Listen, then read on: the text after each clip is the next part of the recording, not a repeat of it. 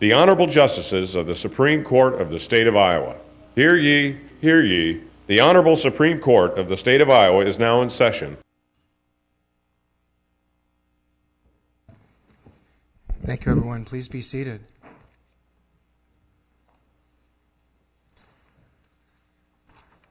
Let me first welcome everyone to these proceedings this morning, and in particular I welcome the students from Woodward Granger and those from Mount Vernon, as well as the students in other parts of our state that are watching the cases this morning on our YouTube channel. Yesterday was Constitutional Day, September 17th, and we commemorate that day each year, and this year was the 232nd year since our Constitution was signed on September 17th of 1787. And by the way, our Iowa Constitution was signed 70 years later on March 5th of 1857. And both of them remain remarkable, important documents for us today as we continue to apply our law today. So the celebration of Constitutional Day, which we recognize today and tomorrow when we hear our cases, is not just something for judges and lawyers to do, but is for all people, all citizens to observe. And because that document does so much for us, including drawing us together by the values that are expressed in our Constitution, and that those values that make us devoted to become what our preamble of our Constitution challenges us to be, and that is to be a more perfect union. So that is today that we celebrate that objective, and again, welcome to these proceedings. We have 4 cases that will be submitted this morning. Those cases are Michael Goodwin versus Iowa District Court for Davis County. Second case is State of Iowa versus Levi Gibbs III. The third case is State of Iowa versus Guillermo Valdez. And the final case is In re the Interest of 4 minor children, T.J., N.J., A.J., and J.G. Those 4 cases will be submitted this morning, and the last 2 cases are now submitted without any oral argument, and we'll proceed to hear the arguments in Goodwin. Ms. Lucey.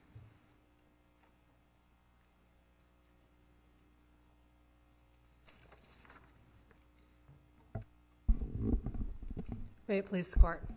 My name is Martha Lucey. I'm here today representing Michael Goodwin, Jr.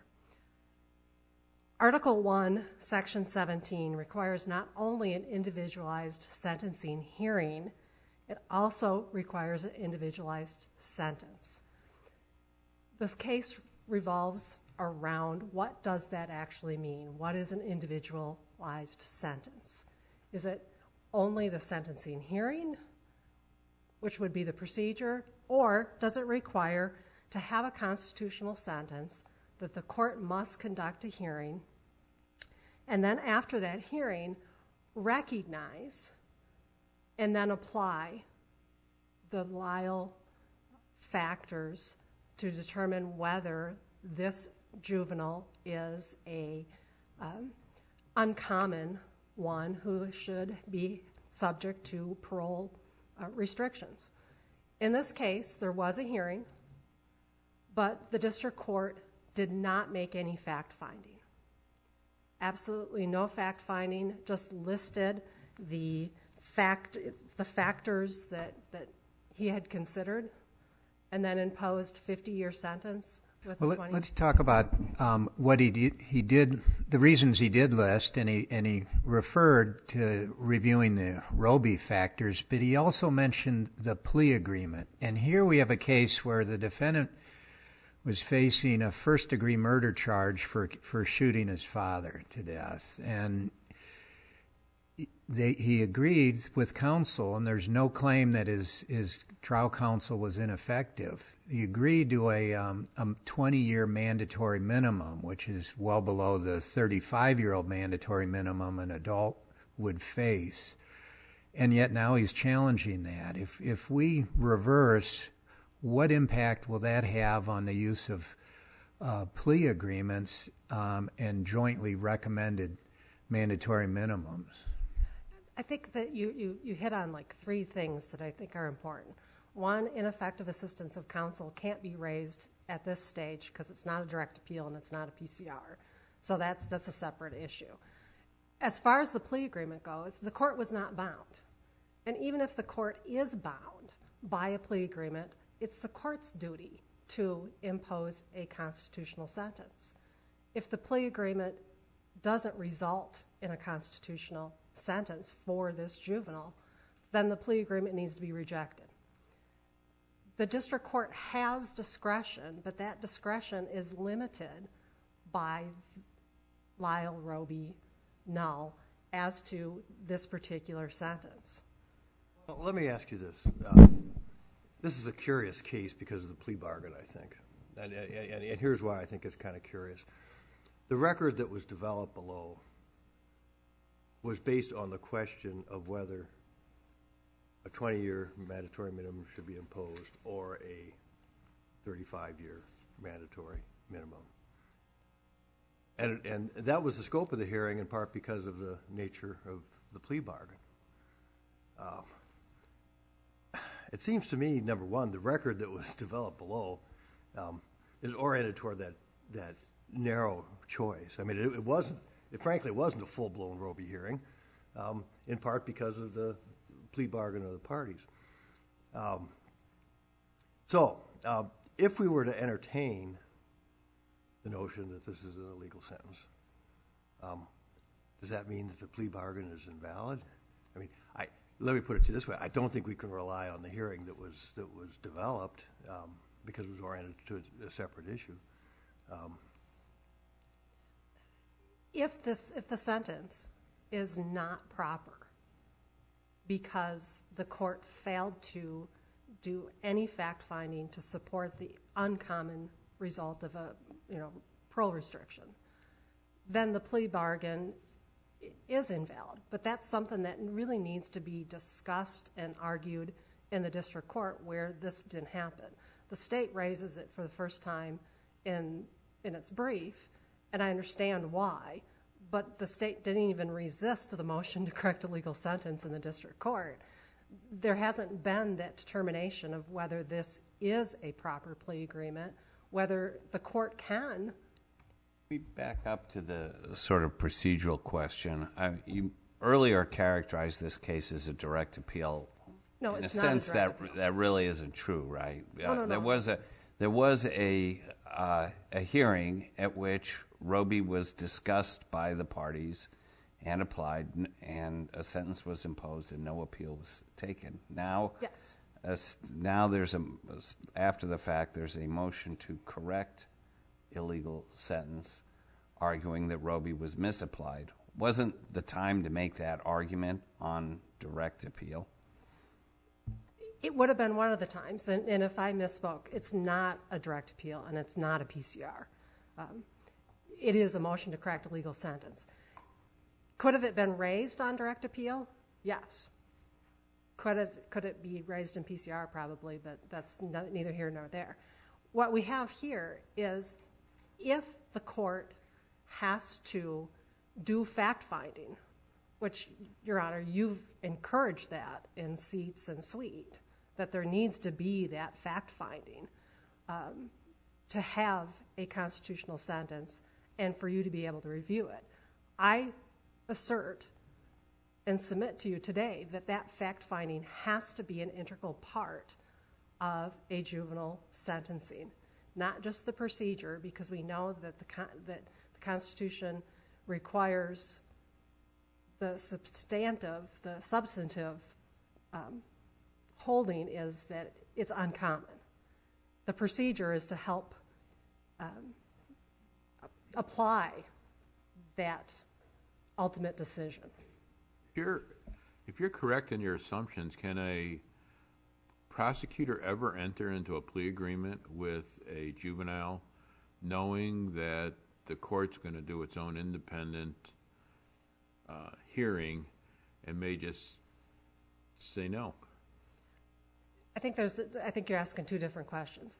Can they? Yes, they certainly can enter into a plea agreement with. The question should be, why should they? And they may not want to, and then they'll try these children for first-degree murder, and depending on when that offense happened, there may be no minimum, or they may be under the current law where you can impose a minimum for first-degree murder. At the time that Mr. Goodwin was committed this offense, we had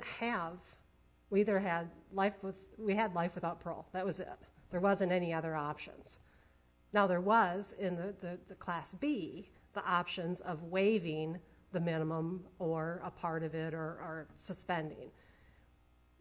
What prosecutors will do in the future, I guess I can't predict.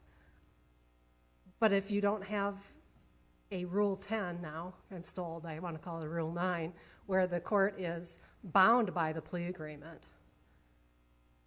that may be a problem. The court might not be able to be bound by the plea agreement. Yeah, can a court ever be bound, under your theory, can a court ever be bound by a plea agreement with a juvenile? I think it would be difficult because the court has the ultimate responsibility to impose a sentence. The court can't impose a sentence that's cruel and unusual punishment, even Correct. by agreement of the parties, I take it. No, they can't impose a cruel and unusual sentence All by right, and agreement. the claim here is that it's cruel and unusual. I mean, as I look at the very brief one-page pleading, it says that the Roby factors were misapplied and that resulted in a constitutional violation. Correct. Which is cruel and unusual punishment. So what the pleading says is that the state lacks the power to impose this sentence on this individual. Yes. All right, and I agree with that. And that's a Brugger-type claim. It's a as-applied challenge that under the circumstances of this case, it's grossly disproportionate in light of all the factors. That their presumption was not rebutted. What are the specific fact findings that a district court would have to make at a sentencing hearing of this type, or at a Roby hearing, beyond the 5 factors? The court would have to make findings on the factors and any other relevant factors. I kind of equate this Does the to... court need to make a finding of irretrievable corruption, or whatever the precise language is? I think it depends on which kind of hearing you're at. Clearly, for a life sentence, I think that is the standard. Under the mandatory minimums, that is not a functional equivalent or a de facto life sentence. What the case law says currently is warranted, but I think it has to be somewhere closer to that I can't even say it, corrupt, like Miller holds. I think that's something that the case law maybe is not 100% clear, but what we have here is we have a child where the evidence at the hearing does not rebut the presumption of no minimum. So, what's the significance of the defense expert, in effect, blessing the 20-year mandatory minimum? And I guess I kind of take a little exception with the idea that he blessed it. Because, and again, we weren't there to hear what he actually said. He was by phone. But when you read it, he's saying, well, I don't think he needs any more than that. He's not saying he needs that. I mean, if you read his testimony, he's really not saying, I think this kid needs to be incarcerated for 20 years. Didn't the expert go through all of the Roby factors in a fairly detailed testimony that then the trial court referred to as reliance on that? The trial court said that he considered it, but that doesn't say he adopted the expert's findings. Isn't this record adequate for our review of whether this sentence is cruel and unusual? I mean, do we need the district court to write more? I think you do need the district court to write more or say more for you to be able to say that this actually fits what the court has required the sentencing courts to do. If, hypothetically, the district court had written a long treatise elaborating on every factor, does the court then have the authority to impose a 20-year mandatory minimum for this fatal shooting? Does the court have authority? Under current case law, yes. Well, how do we distinguish between a challenge that they misapplied the factors or didn't elaborate enough from an illegal sentence? I'm just wondering, what's your limiting principle, or are we going to convert every challenge to a mandatory minimum into an illegal sentence where you get a state court-appointed lawyer no matter how long after the time for a direct appeal is expired? And I hope I'm answering your question. If you misapply or fail to make fact-finding, which would be misapplying or not apply at all, depending on how you go, that yes, that results in an unconstitutional sentence. And if the sentence is grossly disproportionate as applied to that individual. Correct. And under this record, I don't think the record is at all adequate for that, because the counsel wasn't oriented toward establishing that fact. Counsel was oriented toward defending the 20-year mandatory minimum. So the question before the district court was solely 20 years versus 35 years mandatory minimum. Counsel conceded. I mean, quite frankly, I think you are attacking the counsel below, and you are attacking the plea agreement. That's just I'm not directly attacking it, but Well, I think to make the argument that this the record, counsel below I think did. you have to. I'm sorry to talk over you. Oh no, I'm sorry. Go ahead. Counsel below did not elect to challenge a 20-year mandatory minimum. Counsel below limited the advocacy to defending 20 years versus 35, a much narrower proposition. The record would look fundamentally different if you were attacking the 20-year mandatory minimum generally. Or any mandatory minimum. The state's record might look quite different as well. I mean, if this goes back for some kind of fact-finding, I'm not so sure the state doesn't get a crack at putting on expert testimony and developing a basis for a 35-year mandatory minimum. And I don't think that at the status of the record now, if it goes back for a hearing, I think it's a hearing. You know, I mean, I think of an analogy.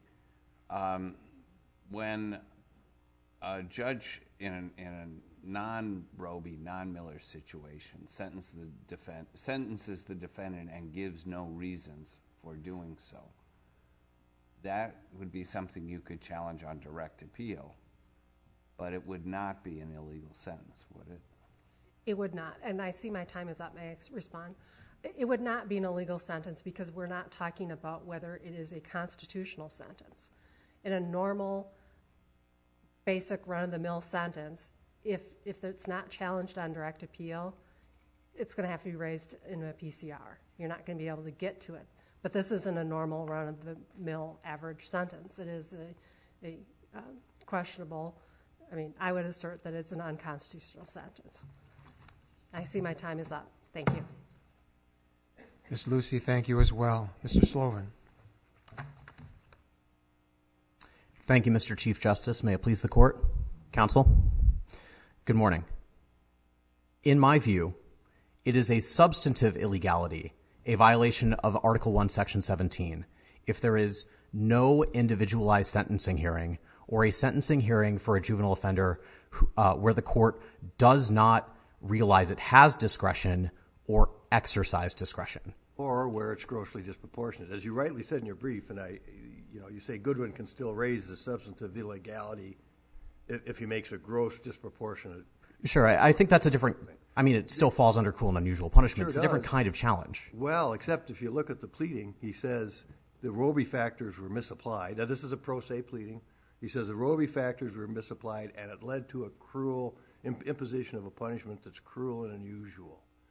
Our cases are legion that says pro se pleading is deliberately construed and so forth and so on. Hasn't he raised a grossly disproportionate claim that under Roby principles, a 20-year mandatory minimum could not be imposed? I strenuously disagree with that reading of this pleading. When I read it, what I see is a claim that the Roby factors were never applied, and that is reasserted in the petition for certiorari. And then I recognize the language that you quoted. The way I read it is that the Roby factors were misapplied, thus rendering the sentence cruel and unusual punishment, not a challenge to the actual length of the sentence, the substantive disproportionality of it, a challenge to the way in which the sentence was imposed, and that's the critical distinction. Gosh, that's a very narrow interpretation of the pleading. The pleading says it's cruel and unusual. The pleading says that Roby wasn't appropriately followed. We're to construe the pleading in a liberal fashion. Shouldn't he get his day in court on the illegal sentence, namely a claim that as applied to him, a 20-year mandatory minimum is a cruel and unusual for failure to apply Roby factors? He may win or he may lose. I don't know. And I do think also on remand that you're back in the ballgame likely on the 35 mandatory minimum. We don't want that. We made a plea agreement that we thought was fair and constitutional and avoided a potential problem with imposing a sentence that would be unfair and wouldn't take into account the mitigating factors associated with youth. We want a discount, a mitigation because of these youth-related circumstances, right? And this is a decision that the state made in consultation with, in negotiations with the defendant and defense counsel, and then both parties. And I'm experiencing some whiplash here because we finally have a non-adversarial sentencing hearing for a juvenile offender where the Roby factors, as described in Roby with expert evidence, are examined in detail. And I disagree with the characterization of the defense advocacy here as just defending a 20-year mandatory minimum versus none. I think the defense advocacy here and the questioning of the expert. The only issue at the hearing and the plea bargain. I mean, the plea bargain was 20 years, and the only question was 25 versus 35. Do I mischaracterize it? Well, I think that's closer. That it should be 20 rather than 35. Right, that's a different issue. Well, I think that that when you argue about what the sentence should be, right, the calibration of the sentence, you're arguing for mitigation. You're developing a record that supports the application of youth-related circumstances in a mitigating way that slices 3/7 of the minimum sentence before parole eligibility straight off. Now, I would be remiss if I didn't explain why the state still believes that a 20-year minimum before parole eligibility is appropriate, not cruel or unusual, and indeed necessary in the interest of justice. And the word that keeps falling out of this court's decisions when it comes to juvenile sentencing is retribution. I recognize that we're not imposing adult time for adult crime. Juveniles are different. But this court has also said that our juvenile sentencing jurisprudence is not about excusing heinous acts committed by juvenile offenders, that it is still appropriate to punish a murderer for committing a murder. And Justice Mansfield, as you said. In that light, my earlier question about the specific findings that need to be made, when a sentencing court is dealing with a non-life sentence, is incapacitation alone sufficient reason to establish a minimum sentence?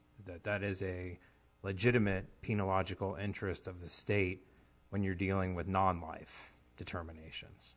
I take it that's the argument you were making. I do think that incapacitation is an essential consideration. Retribution. I think retribution is also essential, that it's important to, or there are reasons to punish a murder beyond the amount of time it would take to rehabilitate the murderer. And this must be done on the front end. I think you correctly put it in Bonilla that we don't want the Iowa Board of Parole denying parole on review for retributive reasons. Their only considerations are is there still a need for incapacitation, and has rehabilitation meaningfully been achieved? Let me ask you this. A 20-year mandatory minimum cannot be imposed on all juveniles, I take it?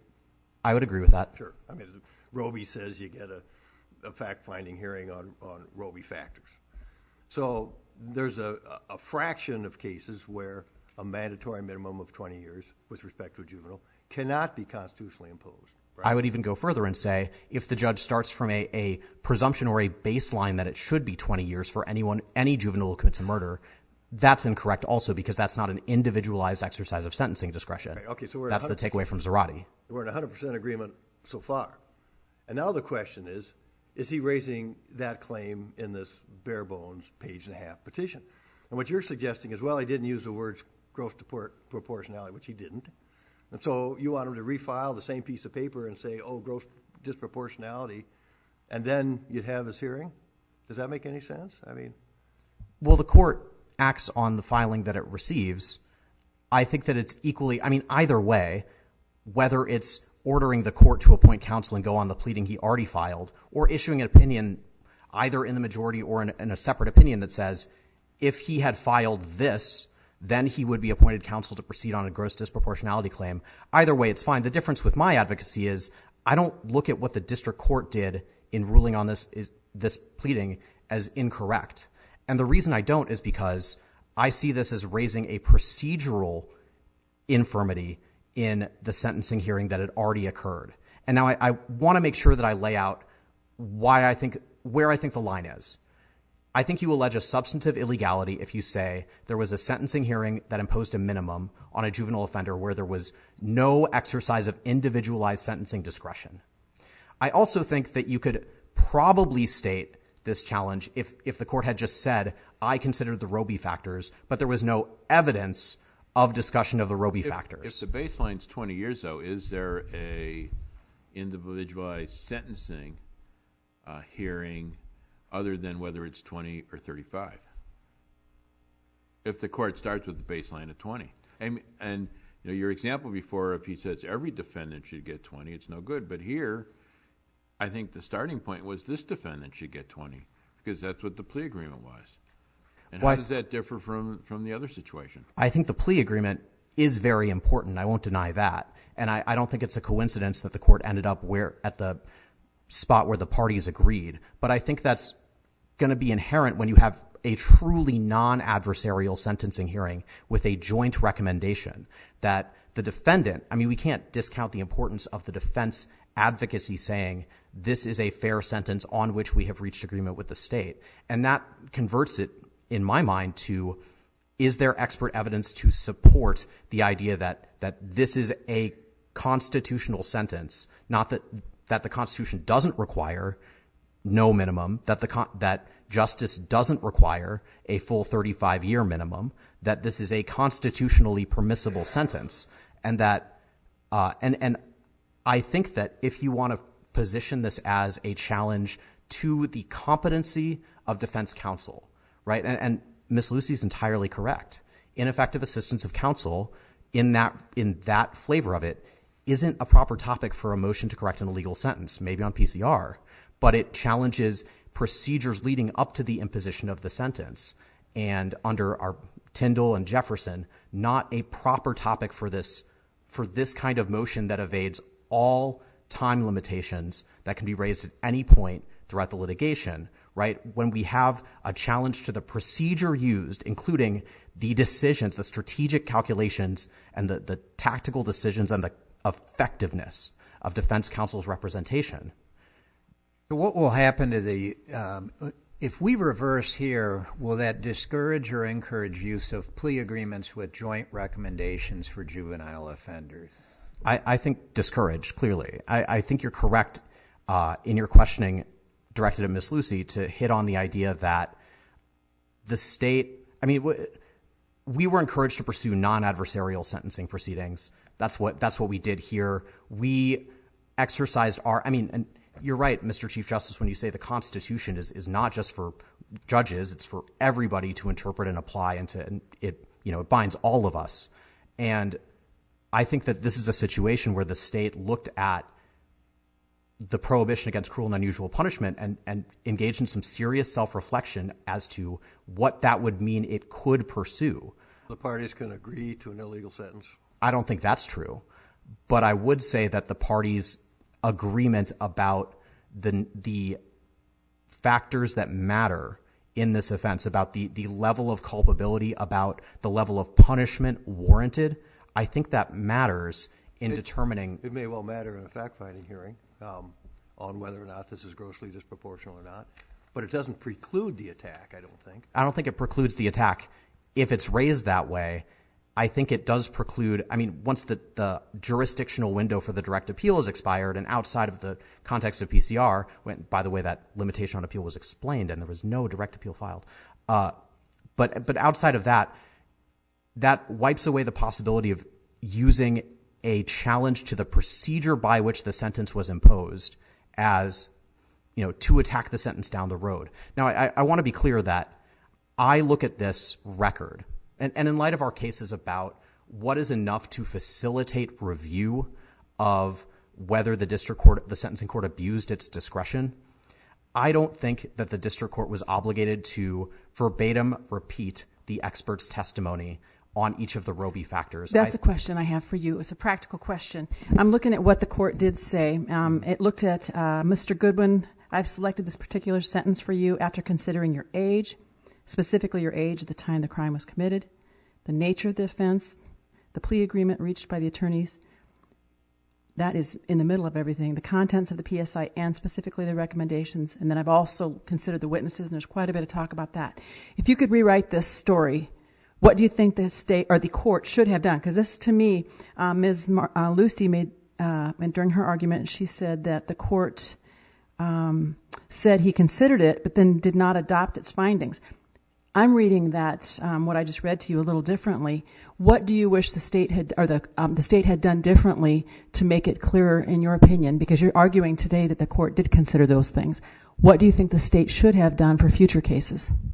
Well, I think that what I would like the state to do, and it would be harder to get me to say this if this were on direct appeal, because then I would be loath to admit procedural problems, but in candor, I probably would be forced to. But I think it would be better if the court went through each of the Roby factors and described it and mentioned it and made remarks on each of them. However, in our line of cases about whether the sentencing court made sufficient findings to support the sentence that it pronounced, we say that it is sufficient if the record discloses the basis for the opinion and shows the basis for the district court's sentence that it imposed. And the sentencing court says, I've considered the Roby factors. I don't know where else that could be in this record other than the expert testimony on each of the Roby factors one by one that just came in. I think that you can look at this record and say, I know what the district court relied on. And to have the district court read verbatim the expert's testimony back into the record, I don't think that would accomplish anything. Well, Mr. Sloven, it seems to me that the real issue at sentencing is that there was a long-standing physical and psychological abuse inflicted on Goodwin as a child growing up by his father. And Dr. Hart mentioned that this abuse was going on, and it may have created long-term issues with Goodwin's anger and things like that. But what other assessment and analysis does the record reveal as to the effects of this long-term abuse? So I have to start by saying the record is a little bit mixed on whether that long-term abuse really did occur. We have conflicting testimony from Rod Stevenson here about that. But I will say that Dr. Hart's analysis includes, I'm sorry, I see my time's expired. Thank you. Includes looking at his legal competency, no significant barriers to legal competency, looking at the facts of the offense. There's no peer pressure here. He says that there's none of that. And he also says that apart from an argument or a little conflict, there was nothing there. Now, Goodwin says that he acted in self-defense, but then the physical facts of the crime scene suggest that that's not true. There's examination on the first Roby factor of his chronological age and mental development, no significant impediments there. All in all, I think that this is, aside from its non-adversarial character, and maybe because of it, this is the kind of hearing that Roby envisioned to solve the problem of, are we imposing sentences that are substantively unconstitutional because there's no exercise of individualized sentencing discretion to treat each individual juvenile as a separate case worthy of inquiry into the substantive justice of imposing a minimum sentence. So that inquiry happened here. So there's no constitutional problem. Thank you. Mr. Sloven, thank you as well. Ms. Lucey may present your rebuttal.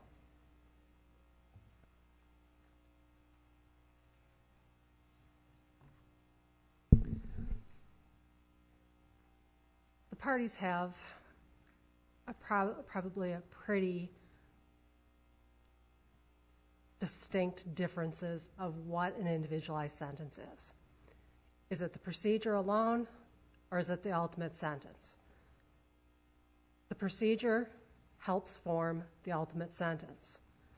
The ultimate sentence has to be explained. Well, your position is, by the court saying I considered the factors, wasn't enough. It's not. Now, what if the court said, based on the factors, I think 20 years, without going into each factor individually? Would that be enough? No. So tell me what a district court has to do when sentencing a juvenile. I compare it to if I was going to do a law school exam and I just said, I considered your age, your nature of the offense, blah, blah, blah, and I ended without applying facts to law, I'd fail. But in any other sentencing of a person, we always say, well, the judge considered it, and we could look at the record and see what it is, and we could sort out whether it was, the proper sentence based on those factors. I mean, can't we do the same thing here? No. I take exception to the idea But it's a de novo review. Why can't we? Because you don't know. Well, I think there's a couple things. Is if you're going to do a de novo review, then doesn't matter what the court found, but then that becomes that you're the sentencing court. So shouldn't you start with what did the court find? And if we don't know what the court found, then it can't be. We have to start with the proposition that the court found that under the Roby factors, 20 years was proper. I mean, that's what we have to start with when we look at the case. And that's what they found, but why? I think the message that if we follow the path you're asking us to take, and I'm imagining myself back in court, what do I think would happen? I, as a judge, why even listen to what they have to say? Because we're going to start from square one, which and you can decide whether or not that's exactly what happened. But what is the incentive, if any, at all, for a juvenile to enter into an agreement with the state if we're supposed to pretend like that never even happened, ignore it, and start from square one? What can you see where that's? I mean, we're talking about one case today, but I'm imagining the world out there in the state of Iowa. There are a lot of cases that we're dealing with. I think the judge has to start with the idea of, I am the one that has to decide the sentence, and try and get at the same issue maybe in another way. We have the record of the testimony, the expert testimony, and so forth. Is there anything the trial judge could have just said at the finding stage that, in your view, would have made this a valid 20-year minimum sentence?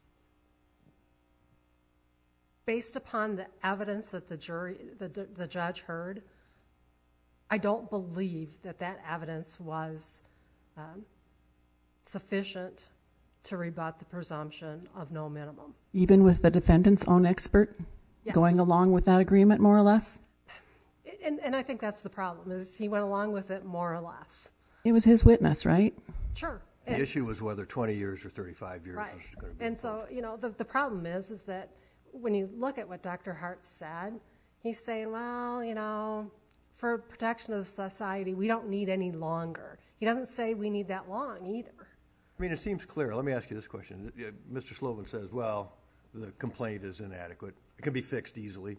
I mean, you can put, he can now say, it's grossly disproportionate under the facts, and we'll end up with this hearing. Yes. What's wrong with that? What's wrong with making you refile a complaint and putting the magic words in it, gross disproportionality? You'll get your day in court. You'll be back where you were. You will have, wasted a couple of years. But he's, he says you can raise a Brugger-type challenge. He's correct on that. He says it wasn't in this particular agreement or particular pleading. It can easily be put in. So what's the problem? I'm not sure I understand your question 100%, but he should have gotten a hearing. What he did say, I think, was enough to get him a lawyer. Earlier you said that you thought the evidence was insufficient to support any findings that would make this sentence constitutional. I think that's what you just said.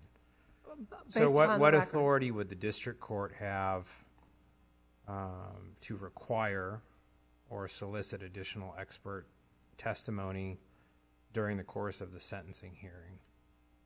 So, we take this as an adversarial. I know this was cooperative in some sense, but it's the responsibility of the state and the defendant to present evidence. Here you say the record's not sufficient to make a constitutional finding that would make the sentence constitutional. What should the district court have done? Should the district court have called an expert witness and then conducted the questioning sufficient to make a record? We're talking a hypothetical and not here. Well, you just said the evidence was insufficient. Well, I think and the district court doesn't control the presentation of the evidence. Yeah. So the district court says, I don't find that a minimum is appropriate. There are some thoughts and theories that the court should have its own expert who isn't hired by either party, that they have their own expert who comes in and gives a completely neutral analysis of things. That's not what I was adopted. So if the parties don't present it, there's no minimum. And I'm counting up. I would ask that this court vacate Mr. Goodwin's sentence and remand for, one, no entry of no minimum, or two, for a hearing on his motion to correct a legal sentence. Thank you.